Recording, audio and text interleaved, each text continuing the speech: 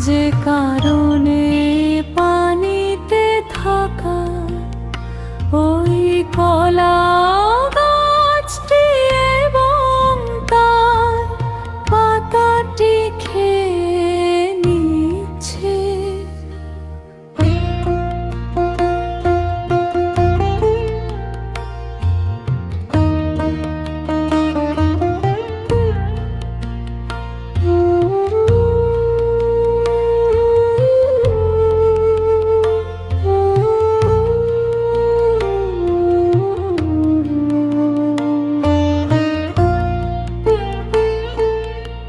আপনারা দেখতে পারছেন যে পুকুরের মাছগুলো কত ক্ষুধার্ত হয়ে গেছে, যে কারণে পানিতে থাকা ওই কলা গাছটি এবং তার পাতাটি খেয়ে নিচ্ছে।